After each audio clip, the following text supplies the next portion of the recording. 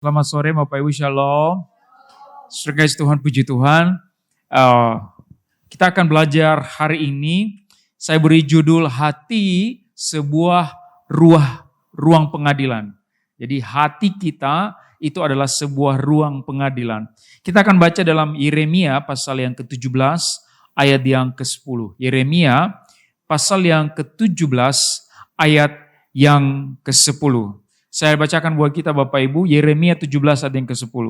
Aku Tuhan yang menyelidiki hati, yang menguji batin, untuk memberi balasan kepada setiap orang setimpal dengan tingkah langkahnya, setimpal dengan hasil perbuatannya. Ya, jadi firman Tuhan berkata begini, aku Tuhan yang menyelidiki hati. Nah, saudara, kalau saudara lihat ya, zaman sekarang itu semua orang pencitraan. Dulu yang pencitraan itu cuman politisi, cuman kalau mau calon gubernur, calon presiden. Hari ini enggak Bapak Ibu, semua orang pencitraan. Para pendeta juga pencitraan sekarang. Ya, termasuk pendeta yang lagi khotbah, saudara. Lah saudara, ya itu. Nah, saya bilang sama istri, kalau khotbah jangan lupa foto. Kalau lagi gerakan tangan jangan lupa videokan. Nanti kita posting. Bapak Ibu, bagaimana? Saya bilang sama istri, ya yang penting kan kita nggak memalsukan kan. Kadang-kadang memang kalau tidak Bapak Ibu, para nabi palsu, mereka pencitraan, mereka yang dapat engagement tinggi. Mereka yang lebih terlihat oleh orang banyak.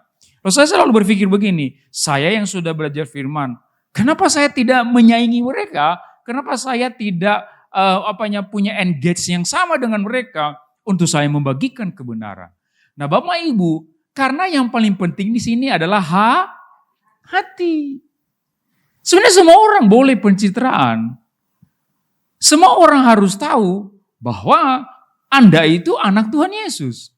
Kan firman Tuhan berkata, biarlah semua orang tahu perbuatan baikmu.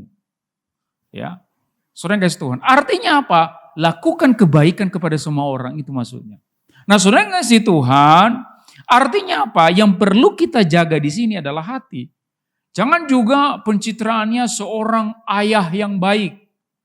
Ya, ada banyak kasus saudara di Amerika, di sana. Pencitraannya ayah yang baik. Pokoknya konten setiap hari itu anak. Ini ada kasus satu di Amerika tentang anak. Bapak Ibu tahu, setelah 3 tahun konten itu berjalan, baru ketahuan anak itu dieksploitasi oleh orang tuanya. Artinya ada waktu di mana anak itu tidak mau divideokan, tapi dipaksa, dipukul kalau tidak mau divideokan. Artinya apa? Pencitraan, membuat personal branding gitu ya, personal branding, tapi hatinya gak beres. Kita membuat seolah-olah kita orang baik, orang yang peduli dengan anak. Nah, ini firman Tuhan berkata, Tuhan yang menyelidiki hati. Kita yang melihat videonya, kita kan gak tahu hatinya. Kita gak bisa menyelidiki hatinya. Tapi Tuhan menyelidiki hati. Nah, ini harus kita hati-hati Bapak Ibu. Nah, saudara kasih Tuhan, hati itu dalam bahasa aslinya adalah leb. Sama-sama katakan leb. L-E-B. Nah, kata leb ini menarik saudara. Kenapa? Bagi kita di masa modern, hati itu bagi kita tempat emosi, tempat perasaan, tempat sedih dan segala macam. Tapi bagi orang Ibrani di zaman dahulu, leb itu bukan hanya tempat perasaan, tapi pusat pertimbangan logika, perasaan, dan moral. Pusatnya di hati, di leb. Jadi agak berbeda cara pandang kita melihat hati itu. Itulah sebabnya di sini dikatakan Tuhan menyelidiki hati. Karena begini saudara, karena hati kita adalah tempat pertimbangan logika, moral, dan perasaan, maka saya mau bilang begini, hati itu seperti ruang pengadilan. Di ruang pengadilan itu dibawa bukti-bukti. Ya kan? Dibawa bukti-bukti. Maka, saudara kasih Tuhan, Kita harus memutuskan. Kita harus memutuskan apa yang menjadi pilihan kita. Nah, masalahnya adalah seringkali kita ingin menjadi hakimnya. Apa artinya lahir baru? Menurut saudara, secara filosofis, lahir baru itu artinya begini, mengizinkan Tuhan jadi hakimnya, bukan saya. Jadi hatiku itu ruang pengadilan. Oke? Sebenarnya bisa aja aku mengambil keputusan, loh kan ini hatiku, aku bisa jadi hakimnya sendiri. Tetapi orang yang lahir baru, orang yang dipenuhi Roh Kudus, apa? Dia mengizinkan Tuhan menjadi hakimnya. Jadi segala keputusan yang ada adalah keputusan yang menyenangkan Tuhan. Jadi begini saudara, setiap kali Anda berbuat sesuatu, tanyakan, tadi keputusan yang aku ambil, itu hakimnya siapa? Aku atau Tuhan? Contoh, yang cowok-cowok, lihat cewek cantik di Instagram atau di TikTok. Ya, badannya gemoy, gitu kan ya. Jogetnya luas gitu ya. Langsung di DM. Langsung di chat. Nah, habis DM itu tanya. Tadi keputusan DM itu siapa hakimnya yang mengambil keputusan? Diri sendiri ya. Tuhan atau saya? Jadi Bapak Ibu, setiap menit, setiap detik, setiap jam, setiap hari, ada banyak keputusan yang saudara ambil setiap hari. Dan dengarkan ini, izinkan Tuhan menjadi hakimnya, bukan kita. Karena Tuhan menyelidiki hati. Anything. Waktu saya DM istri saya juga. Kamu yang duluan DM ya? Gitu. Saya lupa, kayaknya kamu yang duluan DM ya waktu itu. Kan sudah pastogram, udah pastogram, pencitraan. Saudara, iya kan banyak orang sekarang sudah jatuh cinta, cowoknya ganteng, duitnya banyak, pas sudah nikah, suami orang. Terus waktu ditanya, kenapa bisa cerai? Ya namanya juga bukan jodoh dari Tuhan. Lah kalau bukan jodoh kok nikah? Oh jodohnya udah selesai. Nah itu masalahnya. Ternyata waktu nikah hakimnya bukan Tuhan. Hakimnya adalah diri sendiri. Makanya kalau pada akhirnya cerai, jangan nyalahin Tuhan. Jangan bilang, Tuhan kenapa Tuhan kirim orang ini sama saya. Tuhan bilang, kapan gue kirim? Aku aja nggak tahu kapan pengadilannya terjadi. Kamu sudah mengambil keputusan. Saudara jujur, waktu kenalan sama istri, mulai DM, pindah ke WA. Wah, pada waktu pindah ke WA, berarti Bapak Ibu sudah tahu. Ini sudah ada percik-percik. Apa namanya itu ya?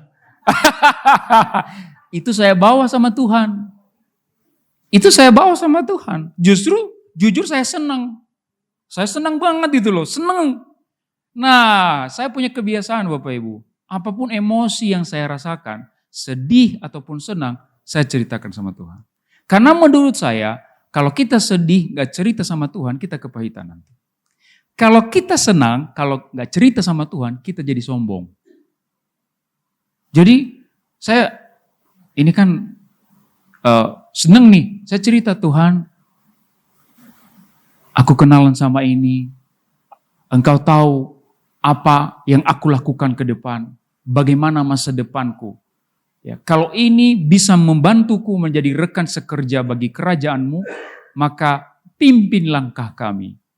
Jadi maksud saya begini Bapak Ibu, saya ingin memastikan bahwa hakimnya adalah Tuhan, yang mengambil keputusan adalah Tuhan. Karena jujur saudara, ini jujur ya. Ini saya sudah sebelum cerita sama saudara, saya udah cerita sama istri juga gitu. Waktu dekat sama dia, bukan hanya dia maksudnya. Bukan hanya dia maksudnya yang itu gitu loh, yang iya gitu, yang punya komunikasi gitu. Iya, namanya masih jomblo Bapak Ibu, belum punya istri gitu kan ya. Pak pendeta lagi kan. Nah saudara kasih Tuhan, saya Tuhan izinkan akan menjadi hakim. Oke? Otomatis kita harus memilih dong. Ya, jangan sampai nanti udah jadi istri, terus dibilang, sayang saya mau pelayanan ke Mount Hermon, Ratu Plaza. Jangan. Di Ratu Plaza itu banyak oma-oma cantik di sana. Saudara, kan bahaya. Nggak boleh pelayanan kemana-mana nanti. Nggak boleh. Saya izinkan Tuhan yang menjadi hakimnya. Bapak Ibu, saya banyak melihat orang konseling hari-hari ini. Konseling sama saya. Udah tua. Kok bisa mengambil keputusan itu berdasarkan keinginan daging. Kebahagiaan sesaat. Saudara yang kasih Tuhan, Tuhan menyelidiki hati. Anda kalau sudah salah 1 kali, 2 kali belajar dari kesalahan itu. Ada beberapa keputusan dalam hidupmu yang engkau ambil bukan karena Tuhan yang memutuskan. Pelajari itu. Kenapa aku bisa salah mengambil keputusan bulan lalu, tahun lalu? Pelajari. Sering kasih Tuhan. Pelajari. Kenapa? Kalau Tuhan menyelidiki hati kita, maka begini saudara, saya kalau kasih trik begini. Karena Tuhan menyelidiki hati, maka sebelum Dia yang menyelidiki, pastikan aku sudah menyelidiki sendiri dulu. Kalau di kampus itu ada namanya akreditasi kampus. Kan saya dosen Bapak Ibu. Ada namanya akreditasi kampus. Nah, ada prinsipnya begini. Sebelum akreditasi dari pusat, kami evaluasi dulu sendiri di dalam. Supaya pada waktu akreditasi dari evaluasi dari pusat, sudah siap. Karena Tuhan menyelidiki hati. Kalau Tuhan kan hakim tertinggi Bapak Ibu. Maka pastikan kita sudah menyelidiki hati kita sendiri. Amin saudara. Kapan? Sebelum tidur. Jangan main HP melulu. Sebelum tidur.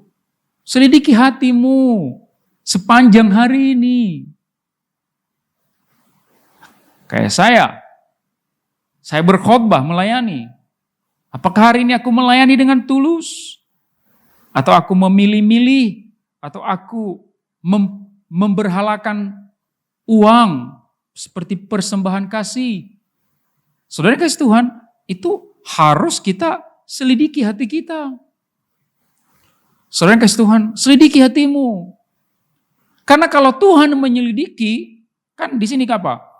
Dia akan memberi balasan kepada setiap orang setimpal dengan tingkah langkahnya.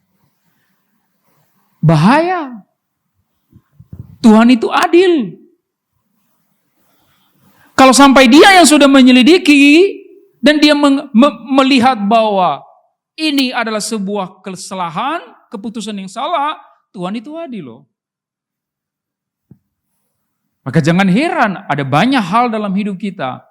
Karena kita tidak bisa diajar oleh firman, akhirnya kita diajar oleh ujian. Saya ulangi saudara.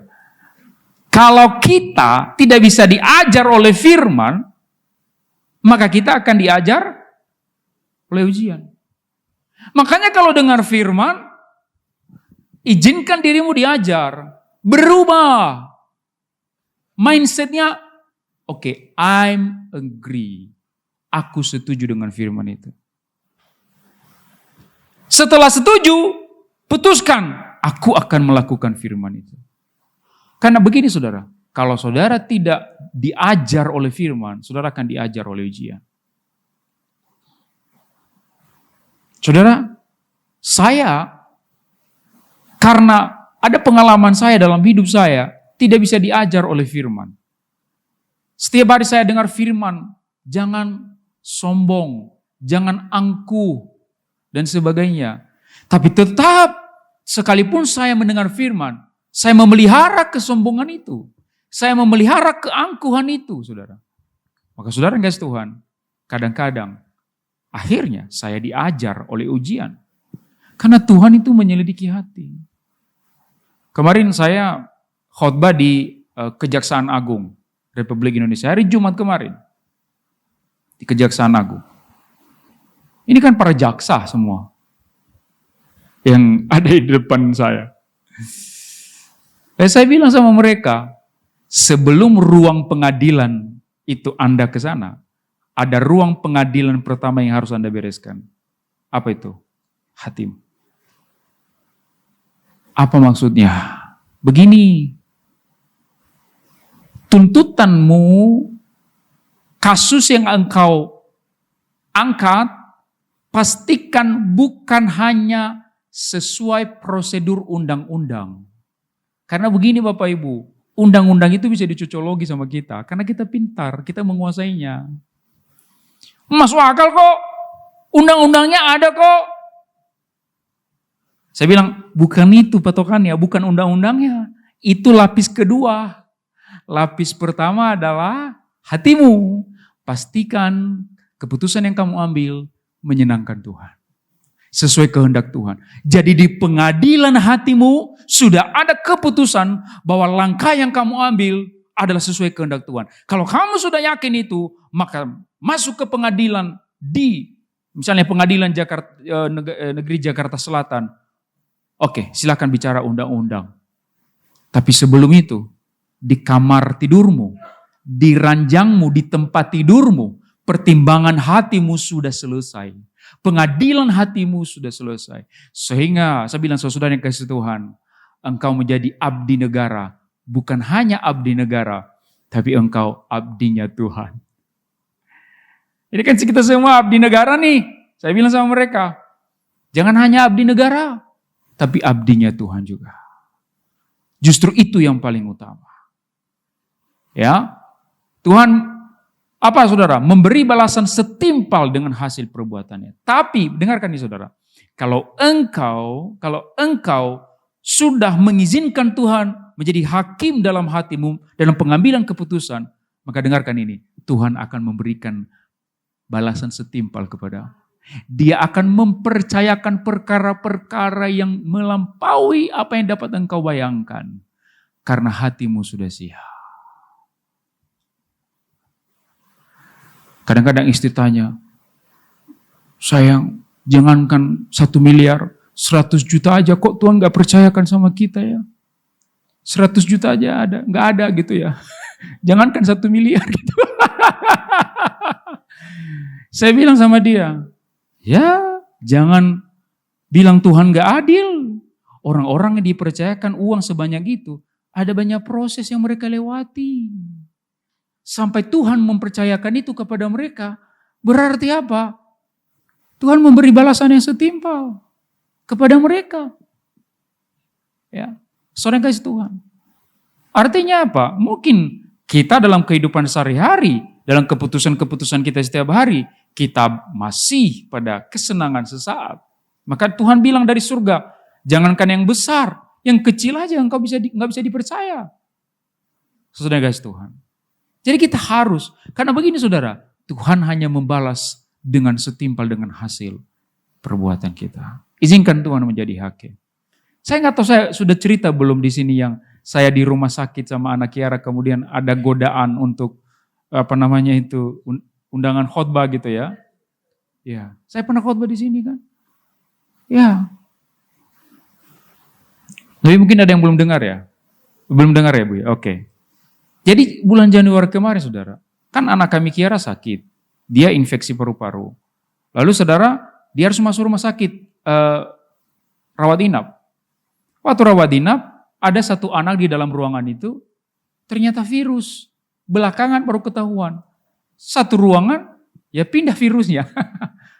Jadi double, infeksi bakteri sama virus. Wah, matanya udah menuju hitam. Matanya udah hitam, saya nggak sanggup lihat lagi matanya. nggak mau minum susu, nggak mau minum apapun, dia hanya bertahan hidup hanya infus, oleh infus. Bapak Ibu, saya di situ saudara nggak bisa tidur. Saya nangis setiap hari, istri juga nangis setiap hari. Selalu doa saya, Tuhan pindahkan penyakit yang ke saya. Saya pernah mengalami putus cinta Bapak Ibu. Sakitnya itu di sini saudara. Saya juga pernah mengalami putus pertunangan. Jadi Pak Pendeta itu terlalu banyak masalah hidupnya sebelumnya saudara. Saya putus pertunangan, sudah tunangan 1 tahun tiba-tiba diputuskan. Sakitnya agak lebih dalam dikit saudara. Agak lebih dalam dikit, dalam saudara. Sampai masuk IGD saya. Tapi dengarkan, waktu melihat anak sakit, itu dalam sekali. Kayak mau mati rasanya. Sakitnya itu kayak gak bisa diceritakan gitu loh. Kayak, aduh pindahkan ke sini gitu loh. Karena lihat dia, udah kadang-kadang nafasnya gak sanggup lihatnya saudara. Waktu itu. Nah, kami udah hari kelima di rumah sakit Hermina Bekasi itu. Saya biasanya gaji pendeta seperti saya cuma sampai hari Kamis Bapak Ibu.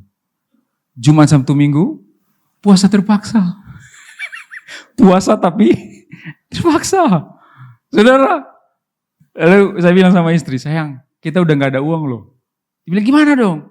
Saya bilang ya tapi gak apa-apa besok ada undangan khotbah, mudah-mudahan gak di-cancel di sebuah perusahaan. Oh dia bilang oke. Tiba-tiba jam 4 sorenya, itu hari Kamis saya masih ingat. Ada WA masuk di handphone saya. Shalom Pastor Joy, saya bilang shalom. Pastor, besok bisa khotbah gak di kantor kami? Saya bilang ini dari mana ya perusahaannya ya? Dia cerita, begini Pastor, di sini. Oh saya ingat, saya pernah khotbah di perusahaan ini. Oh saya ingat, ini perusahaan yang sangat besar. Berarti PK-nya juga sangat besar. Sementara perusahaan yang pertama tadi agak kecil sedikit. Berarti PK-nya juga kecil sedikit saudara. Pak Pendeta juga manusia Bapak Ibu. Saya bilang sama ibu itu, tunggu 5 menit ya Bu. Tunggu 5 menit nanti saya balas WA-nya. 5 menit itu Bapak Saudara, pengadilan terjadi. Ini pengadilan hati yang saya bilang tadi ini terjadi dalam 5 menit itu. Saya gak cerita sama istri. Saya sendiri yang ada di ruang pengadilan itu.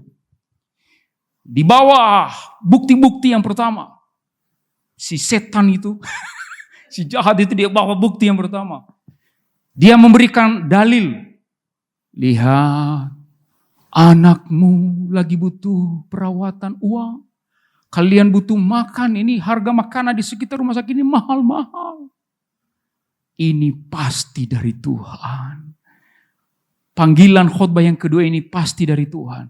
Dia yang merencanakan ini. Saya masih bisa lawan saudara. Saya bilang, saya harus setia pada panggilan yang pertama. Wah, setan yang lebih kuat datang saudara. Dia bawa dalil dan bukti. Dia berkata, Tuhan bisa ngerti hatimu kok. Kamu kan hambanya. Sesekali mengorbankan satu pelayanan. Itu tidak menggagalkan rencana Tuhan dalam hidupmu. Asik banget dengar ya. Waduh, ini kan sudah biasa khotbah ya. Jadi kayak yang masuk logika pengkhotbah gitu kan ya. Saudara kasih Tuhan, untungnya Roh Kudus ada dalam diri orang percaya. Katakan amin saudara. Tiba-tiba Roh Kudus bilang sama saya, dalam hati saya, setialah pada panggilanmu yang pertama. Oke? Ini kan ruang pengadilan ya. Di bawah ini bukti-bukti. Kemudian Roh Kudus memberikan firman. Dia berkata kepada saya, kalau engkau setia pada panggilanmu, aku akan menyentuh hati seseorang untuk memberkati kalian sejumlah besar persembahan yang akan diberikan oleh perusahaan besar itu. Masuk akal enggak? Enggak masuk akal. Siapa yang tiba-tiba beri berkat buat saudara? Enggak ada. Tapi karena saya tahu ini dari Roh Kudus, saya taat. Saya izinkan Tuhan yang menjadi hakim, bukan saya. Secara saya Bapak Ibu, ya sudah pasti yang itu bisa 4 kali lipat. 4 kali lipat besarnya. Kan lumayan saudara. Kalau secara saya pasti keputusannya ke situ. Tapi saya izinkan Tuhan yang menjadi pembuat keputusan. Saya taat. Aku abdimu, aku anakmu. Akhirnya apa saudara? Saya tolak panggilan khotbah yang kedua tadi. Saya tetap setia pada panggilan yang pertama, meskipun lebih kecil. 5 jam kemudian, jam 9 malam, tiba-tiba ada WA masuk. Salam Pastor Joy. Saya bilang, shalom. Pastor, saya ada kirim sesuatu di rekening pastor. Mohon diterima dengan baik. Saya bilang, kok tiba-tiba kirim Bu? Dia bilang, tadi 1 jam saya berdoa, dari jam 8 sampai jam 9. Di depan saya hanya ada satu wajah yang diberikan Tuhan. Saya bilang, siapa itu Bu? Wajah saya ya? Dia bilang, bukan wajahmu Pastor Joy. Kau kan udah punya istri. Saudara tahu siapa wajah yang dikasih Tuhan di depan dia? Dia bilang begini, wajah anakmu Kiara Hagaini Waru. Wajah anak saya muncul terus di depan dia dalam doa. Dan saya tahu persis, Roh Kudus sedang menyentuh hatiku untuk memberkati kalian. Mohon diterima. Kalau saya bilang ini pasti diterima, kalau ini Bu, nggak mungkin ditolak. Saya tidak akan pernah transfer balik. Saya langsung cepat-cepat buka. Wah, sambil senang ya. Betul Bapak Ibu. Saudara tahu berapa nominalnya? Itu persis sama dengan jumlah PK yang akan diberikan oleh perusahaan besar itu, saudara. Persis sama jumlahnya. Saudara, Tuhan membalas orang setimpal dengan perbuatan. Izinkan Tuhan jadi hakim. Saya berharap, saya berdoa, saudara semakin mengalami ini di dalam Tuhan. Sampai nanti saudara mengakhiri pertandingan di dunia ini dengan kemenangan hari demi hari. Hari ini menang, hari besok menang, hari berikutnya menang, hari berikutnya menang terus. Karena Tuhan yang jadi hakim. Mari kita berdoa.